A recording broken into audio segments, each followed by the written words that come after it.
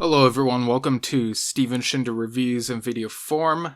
It is Monday, May 25th, 2026. As I record this, I've just seen the new film, The Mandalorian and Grogu, and I'm getting all my thoughts out, so if this review sounds kind of rushed or weird or whatever, it's because I'm pressed for time. I have a very busy schedule. But yeah, I will begin with non-spoiler thoughts, and then later on, I will touch on spoiler stuff. Although I feel like this is a film where there isn't really much to spoil. Now, this is a return to the characters of the Mandalorian, the Mandalorian and Grogu after their 3-year absence from the screen. Last time we saw them was Mandalorian Season 3, which I think I liked more than most people did. I preferred it over Season 2, because Season 2 felt like it was too in the weeds with trying to bring in familiar characters. But Season 1, I think everyone agrees, was the best season of the show. And this is also the return of Star Wars to the movie theater. So quite an interesting place this film is in, and I don't really see it, in my view, as the triumphant return of Star Wars to the theater that perhaps some were hoping it would be. Now, I had realistic expectations for this film. It came out exactly how I was expecting, which is to say that this feels not like a film, really, more like a few episodes of a TV show. It kind of feels like there are maybe 6 ideas for TV show episodes, and then they got condensed into the 2-hour or 2-hour plus runtime of this film. And so it kind of feels wonky, and I'm not saying that there were episodes written and then they smushed them together, but that's kind of the vibe that I feel super aware of when making those comparisons, because the pacing feels a little strange to me, because visually this looks more like a TV show than a film, or like a Star Wars Disney Plus show. Like, it's The Mandalorian, the TV show. It's on the big screen, and some of the CGI for certain creatures doesn't look as impressive to me as what we've seen for creatures and aliens and such of some of the more recent Star Wars feature films from several years ago. It's been quite a while since those films, so it kind of feels like they cut corners in places for certain monsters. There are a bunch of creature encounters in this film, sort of back to back, and I kind of felt like I needed more than what this film was, even though I expected it to be basically what was advertised, an action-packed comfort food type of movie. That was the vibe it was giving, and so I was not surprised at all when it was not anything but that. I do appreciate seeing these characters again. Grogu, cute as always, fun as always. Din, very caring and protective of him and very good at the action. But that's just it. It's the characters exactly how you expect them to be. And so it's not that surprising. Now, if you want something that's very safe, pretty predictable, and very easy to get through in a movie theater, then this is it for you, I guess. Rada the Hutt returns from the Clone Wars movie, the first time we're seeing that character on the big screen in about 18 years. Last time was when Rada was a baby, kind of nicknamed Stinky. Anakin and Ahsoka had this mission to rescue him for Jabba the Hutt. It was a strange premise for a Star Wars film, or even a Star Wars animated film, but I actually do have a soft spot for that film. I've grown more appreciative of it over the years because of the fun banter between the characters and the character dynamics. Like, that one is a 7 out of 10 in my book. And so it was cool getting an update on Rada and how he is and how he deals with his father's legacy. And again, I'm talking non-spoilers here. This is stuff that is already known about the film, that's already in the trailer. But it does kind of feel like there are repetitive moments. I do remember a couple moments where Rada mentions a bit of info about himself, and then a few minutes later he repeats that same info that we just heard. Now, if this were a TV show and these are 2 separate episodes back to back, I could understand that, but this is all one film.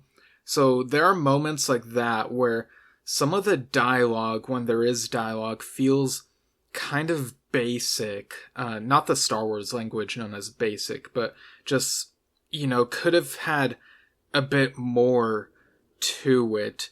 I even recall there's a moment where Din is talking to a couple of these huts, and they, one of the missions very early on is to rescue Rada, and they mention, hey, imagine if you lost your little one, and it's like, we did not need that to be said out loud. We can already draw the connection. Din has a young one, Rada is viewed by these other huts as their young one. They even very blatantly remind you of the Clone Wars movie, how he looked back then. So it's, yeah. And also Din talking about how dangerous huts are while he's walking very closely next to where there are huts. It just, that moment kind of makes him seem not very smart. So there's some bits of the writing here and there. And I know these are like very nitpicky moments, that's how they might come across, but just some stuff that kind of jumped out at me, I'll admit. And you also know from the trailer that Zeb is in this movie. Zeb from Star Wars Rebels. Love that character.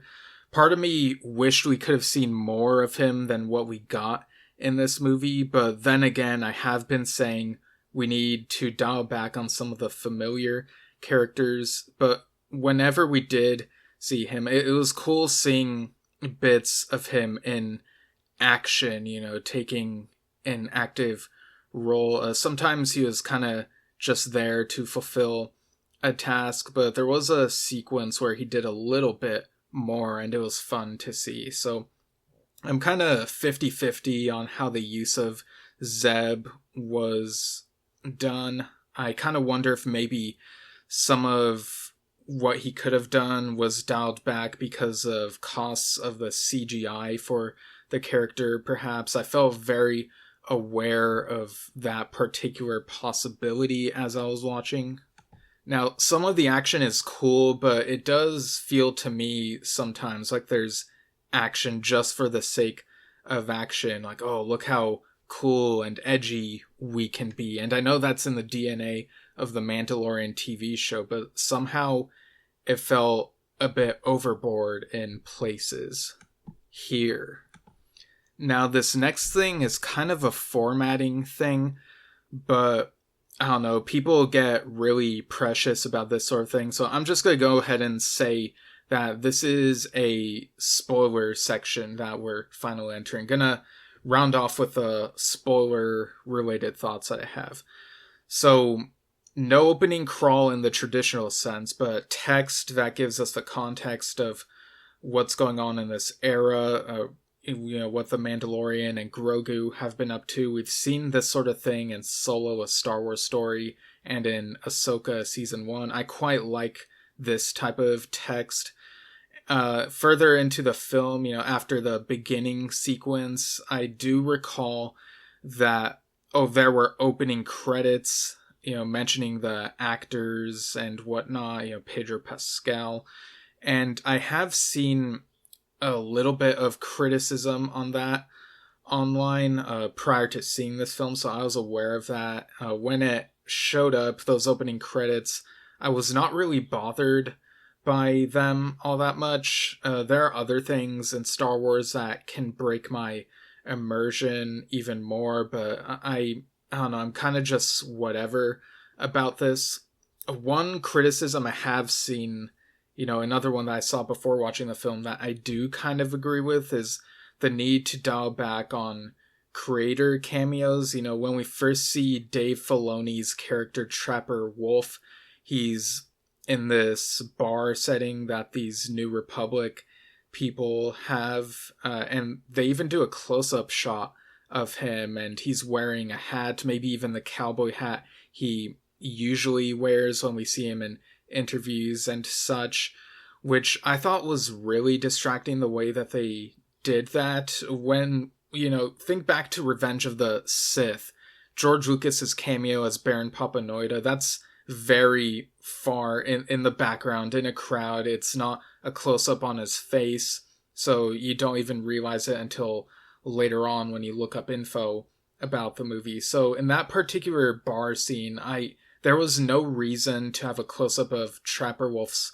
face, especially since he didn't really contribute to the conversation that was happening. And it kind of reminded me of when Bail Organa first appeared in Rogue One, and there's a close-up on his face, and you think he's going to say something important, but then he just doesn't. He's silent during that conversation, although Bail does say more important stuff later in the film, in Rogue One.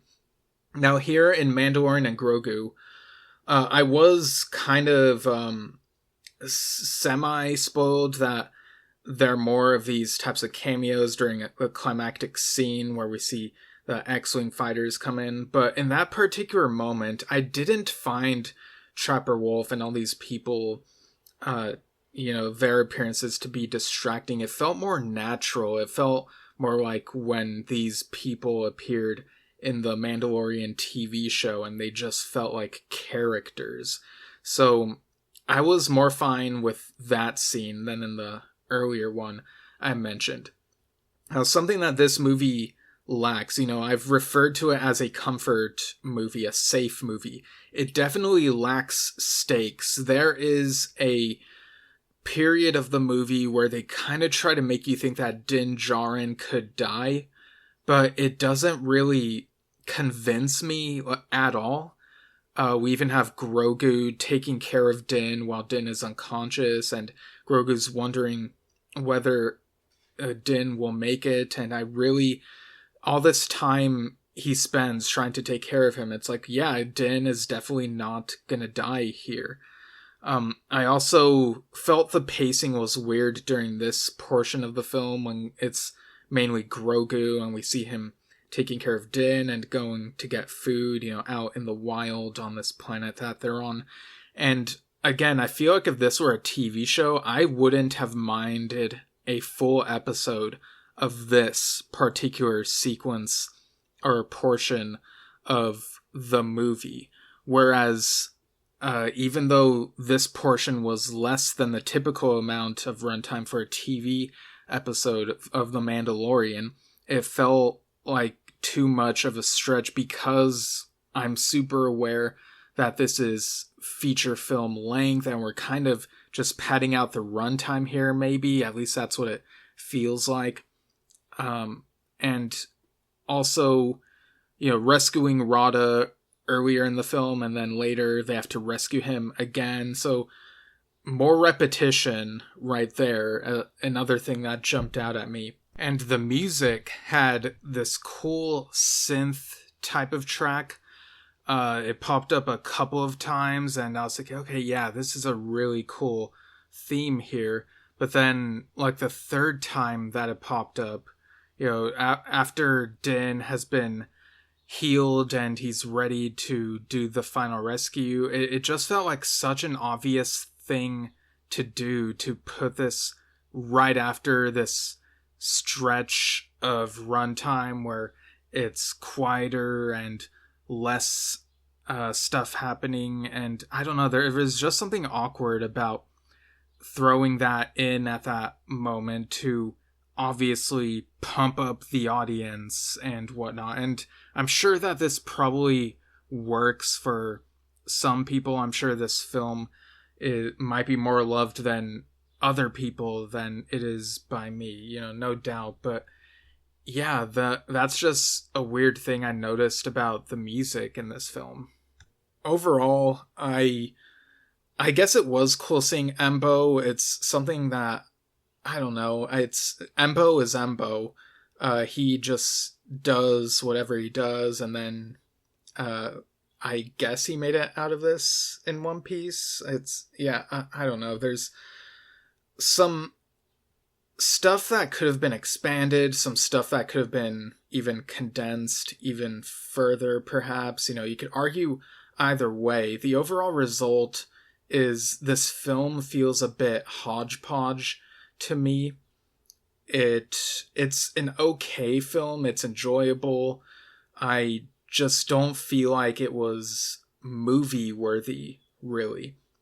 Now, in terms of my rankings, I guess I would put it above Attack of the Clones. It has Attack of the Clones isms in it, funny enough, with the gladiator arena sequence being reminiscent of Geonosis, at least in my brain, because of all the monsters and stuff. And the chase scene after that kind of reminded me of the chase on Coruscant. But at least this doesn't have some of the awkwardness of the romance in Attack of the Clones. Although little bits here and there of this film feel kind of awkward to me. I'm not sure I would put it above any of the other theatrical Star Wars films. And I guess it goes without saying that this is above the Ewoks films. I put those below Attack of the Clones. And Star Wars Holiday Special, it's not a film, but if it were, it would be way further down, of course. So I am glad to have seen this, but I wouldn't have minded if it had only been released on Disney Plus. It still feels very much like a Disney Plus product.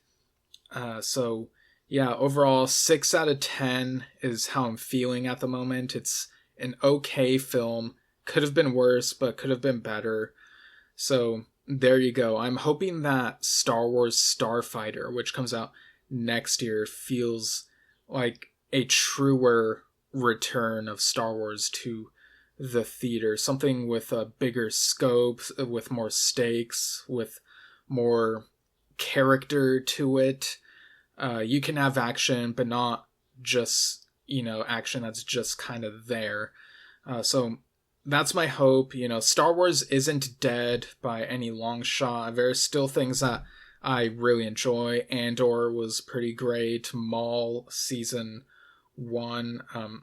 That one, what's it called? A Maul Shadow Lord. That one really impressed me, and I was skeptical going into that one because that show takes place early in the dark times, and I wanted something that's between Solo and Rebels for Maul, but by the end I was really bought in with the character development, the types of relationships are being explored. So still some interesting stuff I'm excited for in Star Wars. Mandalorian and Grogu, it's harmless, I guess, but yeah, just kind of there.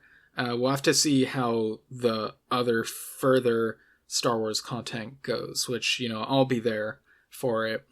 So yeah, that's my review of The Mandalorian and Grogu. Thanks for tuning in to Steven Shinder Reviews in video form, and I'll see you all some other time.